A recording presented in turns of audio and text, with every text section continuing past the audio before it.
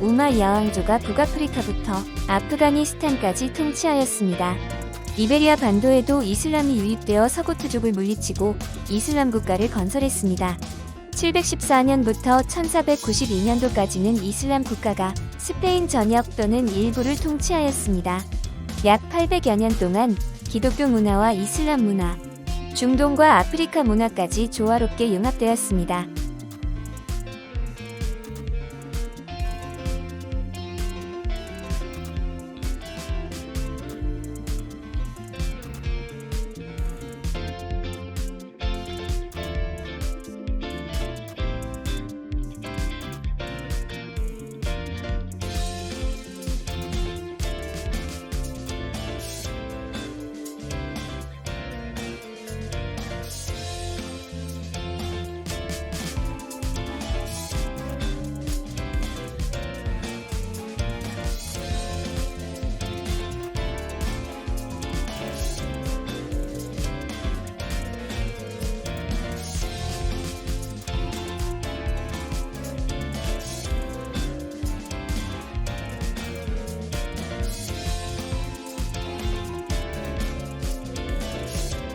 동양에서는 BC 771년에 춘추시대가 열리고 환공목공, 장왕함려, 구천 등의 춘추 오패와 많은 제자 백가들이 출현하며 많은 사자성어를 탄생시켰습니다.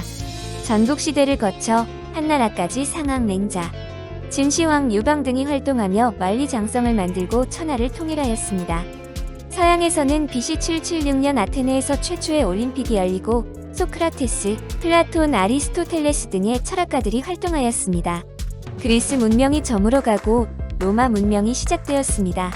춘추시대의 시작과 로마 건국, 카르타고 건국 시기, 아테네의 최초의 올림픽 개최 시기가 비슷하고 공자의 사망 연도와 델로스 동맹 시기가 비슷합니다.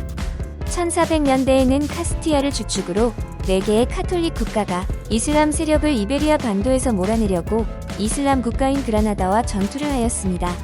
육군은 카스티아가 전통적으로 강했으며 아라곤은 바르셀로나 지역을 포함하여 사르데냐섬, 시칠리아 섬까지 가지고 있는 해상 국가였습니다. 마침내 두 나라가 합병되고 1492년 레콩키스타를 이뤄냈습니다.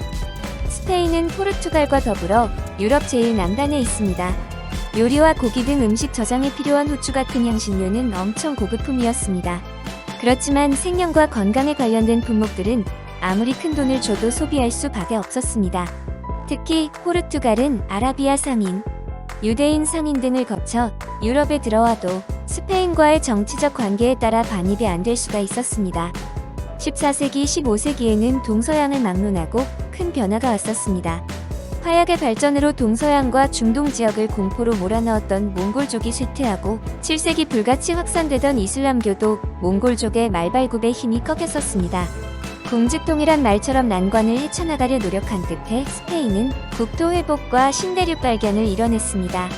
지정학적으로 가장 열악했던 포르투갈은 본격적인 투자와 앞선 항해술로 식민지 개발을 통해 물자를 조달했습니다.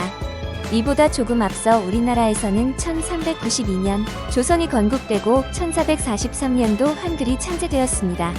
1506년 중종반정이 일어나 연산군을 몰아낸 것처럼 스페인도 비슷한 시기에 비슷한 일이 일어났었습니다. 이사벨 여왕의 선친이 죽고 이복 오빠가 왕위를 물려받았었습니다.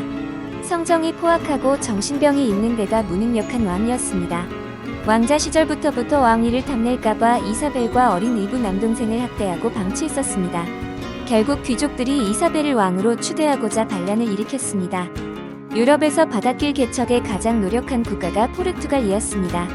에니케 왕자를 필두로 국가 발전을 위해 신항로 개척과 항해술 발달은 국가 과제였습니다. 콜럼버스가 포르투갈에 가장 먼저 제안을 한 이유가 이런 배경이 있었습니다. 이자벨 여왕이 콜럼버스를 지원한 큰 이유 중 하나가 오랜 전쟁을 통해 국가 채무가 방대해졌기에 큰 모험을 했다고 합니다. 스페인어는 현재 중국어를 제외하고 세계에서 가장 많은 인구가 모국어로 사용합니다. 콜럼부스의 신대륙 발견 이후 많은 정복지를 갖게 되었습니다. 특히 토르데시아스 조약은 명분과 스페인이 많은 식민지를 차지할 수 있는 특혜를 지니고 있었습니다. 유럽 대륙과 가까운 아메리카 지역은 거의 대부분 스페인령이었으며 미국도 지금 땅의 3분의 1이 스페인 땅이었습니다.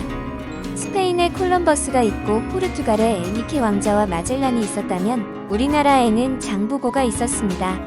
명나라 영락제 때에는 정화를 시켜 베트남, 스리랑카, 말레이시아, 인도, 아라비아 반도, 아프리카 케냐까지 원정을 보냈습니다. 콜럼버스 원정단은 배 3척 승무원 250명인데 정화 원정대는 배 62척 총 승무원 27,800명이 탑승해 뜨겠자고 합니다.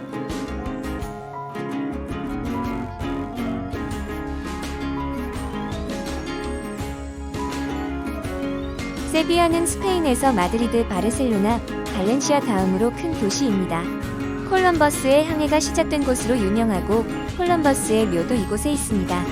과거에는 배들도 작았고 세비야를 가로지르는 과달키비르 강이 수심이 깊고 일량도 많아 항구로서 기능이 가능해서 스페인 제국의 대표적인 무역 도시이자 신대륙 교역의 첫 관문으로서 영화를 누렸습니다. 세비야에 있는 스페인 광장은 1929년 건축가인 아니발 곤살레스가 국제 박람회를 위해 설계했습니다. 반원형의 광장 주변으로 물길이 흐르고 고풍스러운 건축물이 둘러싸고 있어 아름다운 명소인데요. 마차를 타고 세비야 광장과 마리아 루이사 궁원을 둘러보면 아주 좋습니다. 스페인의 명물인 플라멩고와 투우하면 떠오르게 되는 도시이고 이슬람 모스크를 개조해 만든 세비야 대성당, 그리고 과거 이슬람 왕조 시절의 정원 문화를 맛볼 수 있는 알카사르 궁전과 아름다운 스페인 광장 등이 유명합니다. 미아스는 세비야나 그라나다를 갈 때 장시간 이동 안 하고 여유롭게 이동하면서 야경도 즐기고 시장에서 물건도 사고 할 때 들려주시면 아주 좋은 동네입니다. 바다와 가까운 작은 마을인데 관광객이 많이 들르는 동네라서 예쁜 상점과 식당, 카페들이 많으며 치안이 안전한 마을입니다.